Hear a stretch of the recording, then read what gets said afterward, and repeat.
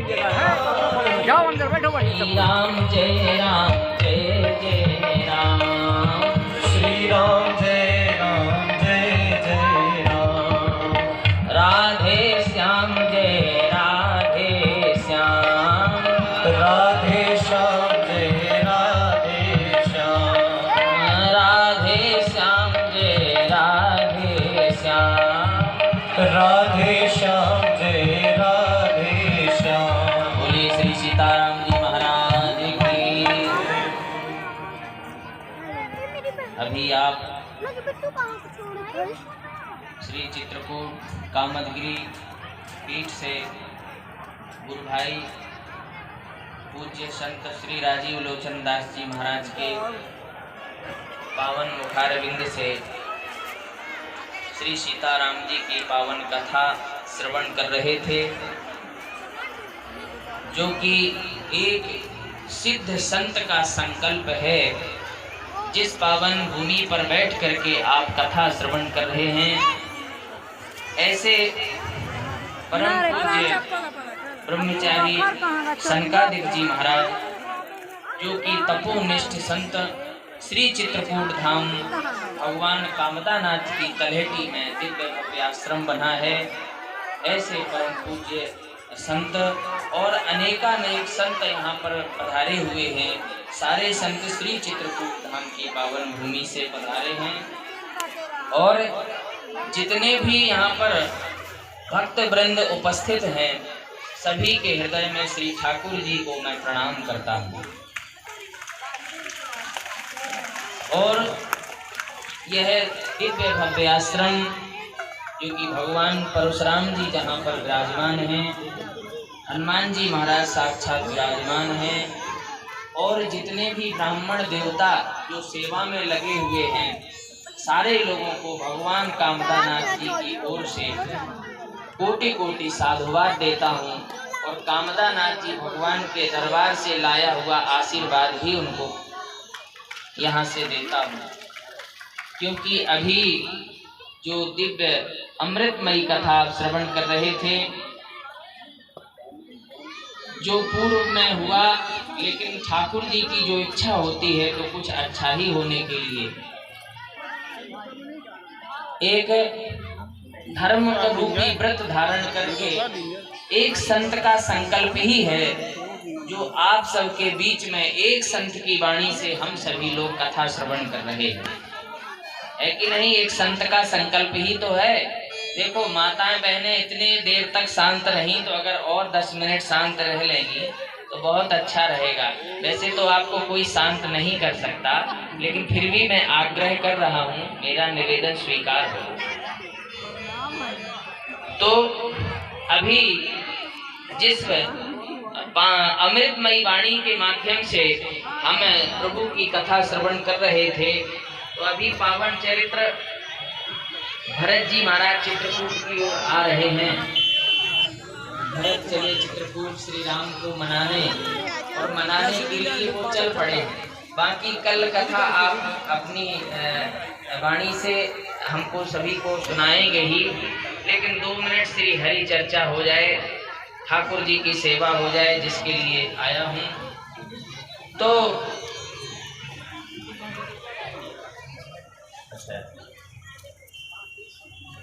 भरत जी महाराज, भरत जी का चरित्र आप पूर्ण करेंगे, मैं चित्रकूट धाम ले चलता हूँ। तो जैसे ही भरत जी महाराज, देखो चित्रकूट की पावन भूमि 2 भाइयों के भ्रम को दूर करने वाली है। कैसे? एक भाई के मन में भ्रम है कि प्रभु श्री ठाकुर जी कहाँ पर विराजमान हैं, और मैं उनके दर्शन के बिना, बल्कि भ्रम नहीं है, भ्रम तो लखनलाल जी के हृदय में है, बल्कि भरत जी महाराज के हृदय में जननी बैठी हुई है। कैसे? बोले, आपन दारुण दीनता सबही कहो सिरना, और देखे बिन रघुनाथ पद लेकिन जिए की जरनी न जाए। जब तक श्री ठाकुर जी के चरणों का दर्शन नहीं कर लूँगा तब तक जो हृदय में जरनी बैठी हुई है वो समाप्त होने वाली नहीं है। तो एक भाई के हृदय में जरनी बैठी है और दूसरे लखनलाल जी महाराज के हृदय में भ्रम बैठा हुआ है। जैसे ही भरत जी महाराज श्री चित्रकूट धाम में आते हैं तो रास्ता कौन दिखाता है? हम जो भी प्राणी हैं, श्री ठाकुर जी ने हमको इस धरा धाम पर भेजा है, हमको कुछ न कुछ कर्तव्य करने के लिए इस धरा धाम पर हम आए हैं। लेकिन हम अहंकार के भावावेश में आकर के अहंकार में कि मैं ही ये सब कुछ कर रहा हूँ, लेकिन हम सभी को ऐसा अभिमान बिल्कुल नहीं रखना चाहिए। अगर हमको अभिमान ही रखना है तो केवल एक अभिमान रखो। कौन सा? बोले अस अभिमान जाए जनि भोरे, ओ मैं सेवक रघुपति पति मोरे। अगर हमको अभिमान ही रखना है तो इस बात का अभिमान रखो कि मैं श्री ठाकुर जी के चरणों का दास हूँ, मैं सेवक हूँ। बस इतना अभिमान रहे, इतना अभिमान न रहे कि मैं ही सब कुछ कर रहा हूँ। जहाँ मैं आ जाता है वहाँ हम सब कुछ समाप्त हो जाते हैं, हम कुछ रह ही नहीं जाते।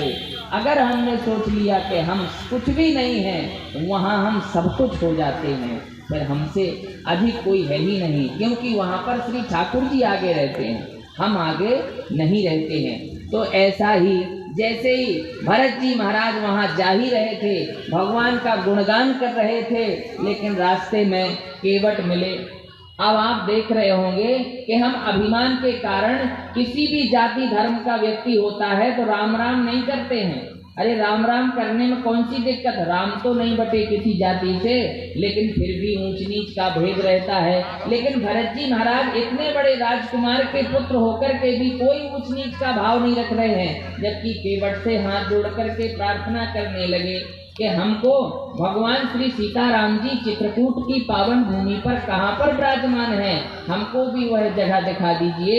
तब केवट देखो, एक महाराज के पुत्र को कौन रास्ता दिखा रहा है? बोले एक केवट जिसको देख करके भी सारे लोग स्नान करते थे कि आज हमने केवट का दर्शन किया, मतलब छुआछूत का भेद रखते थे। लेकिन आज वही भरत जी महाराज संत हैं, संत के हृदय में कोई भेद नहीं होता है। इसीलिए भरत जी महाराज हाथ जोड़ करके प्रार्थना कर रहे हैं। तब केवट कह रहा है कि आओ मैं रास्ता दिखाता हूँ। भरत जी एक राजकुमार को केवट रास्ता दिखा रहा है। तब केवट ऊंचे चढ़ाई, ओ कहो भरत सन भुजा उठाई। और दूर से ही देखा कि भगवान कहाँ पर बैठे हैं। दूर से ही केवट ने दर्शन कराया। तो भरत जी जैसे संत को दर्शन कौन करा रहा है? केवट।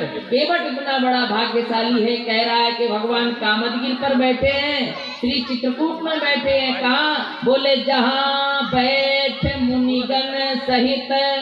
आज हम अपनी नेत्रों से देख रहे हैं भरत जी महाराज कि उस कामदगिरि पर इतने सारे संत बैठे हैं, इतने सारे ऋषि मुनि बैठे हैं, और आदिवासी वनवासी कोल किरात सारे बैठे हैं। जहाँ बैठे मुनिगण सहित नित सिया राम सुजान, ओ सुनहि कथा इतिहास सब आगम निगम पुराण। बोले भगवान श्री ठाकुर जी कामदगिरि पर विराजमान हैं। बोले हाँ, मैं अपने नेत्रों से देख रहा हूँ। भरत जी महाराज ने वहीं से देखा। तब भरत जी महाराज से रहा नहीं गया, तभी से उसी भूमि को प्रणाम करते हुए दंडवती परिक्रमा लगाने के लिए विवश हो गए और कहते हैं अब तो पाहे नाथ कहे पाहे गोसाई, और भूतल परे उलकुट की नाई। वहीं से भगवान का दर्शन करने लगे। नेत्रों से अश्रुपात हो रहा है। उस मिट्टी को रज को उठाते अपने सिर में धारण करते हैं कि रघुनाथ जी वहाँ कामदगिरि पर साक्षात विराजमान है, ऐसा भाव केवट के हृदय में आता है। वही भाव भरत जी महाराज के हृदय में आने लगा है। ऐसी दिव्य भव्य भूमि श्री चित्रकूट की है। कामदगिरी भगवान वहाँ साक्षात हैं, क्योंकि ठाकुर जी वहाँ साक्षात निवास कर रहे हैं। जब गोस्वामी तुलसीदास जी महाराज ने रामचरितमानस को लिखा तो फिर हनुमान जी महाराज से प्रार्थना करने लगे कि जिनका मैंने पावन चरित्र लिखा है उनका दर्शन कैसे होगा। तब कहा है कि आपको अगर संसार में वर्तमान में अगर संपूर्ण पृथ्वी पर अगर श्री सीताराम जी का दर्शन करना है तो केवल चित्रकूट की पावन भूमि पर दर्शन होगा। गोस्वामी तुलसीदास जी से हनुमान जी ने कहा, तुलसीदास जी बोले अभी होगा? बोले हाँ अभी होगा। बोले अब चित्रकूट ही चलो, हमको वहाँ ले चलो जहाँ श्री कामदगिरी पे भगवान विराजमान है। हम श्री सीताराम जी का दर्शन करना चाहते हैं। तो परिक्रमा जैसे ही लगाई तो परिक्रमा में भगवान का दर्शन अश्व पर हुआ। सफेद अश्व पर राम लक्ष्मण सवार थे, लेकिन तुलसीदास जी भ्रमित हो गए, दर्शन नहीं कर पाया। हनुमान जी ने कहा दर्शन हुआ? बोले नहीं, दर्शन नहीं हो पाया। बोले अभी अभी तो निकल गए हैं अश्व पर बैठे भगवान। बोले मैंने समझा कोई राजकुमार होंगे, राजकुमार के भेष में मैंने देखा, सफेद अश्व पर बैठे। बोले वही तो प्रभु थे। अरे भूल हो गई, मैंने देखा कि चित्रकूट की पावन भूमि पर वनवासी भेष में भगवान रहे थे, तो फिर राजकुमार के भेष में कैसे चित्रकूट में दर्शन होगा। बोले वही थे। तो फिर रोने लगे, अब कैसे दर्शन होगा। अभी वर्तमान की घटना में बता रहा हूँ तुलसीदास जी के समय की। तो कहे कि राम घाट पर होगा, तो राम घाट पर मौनी अमावस्या को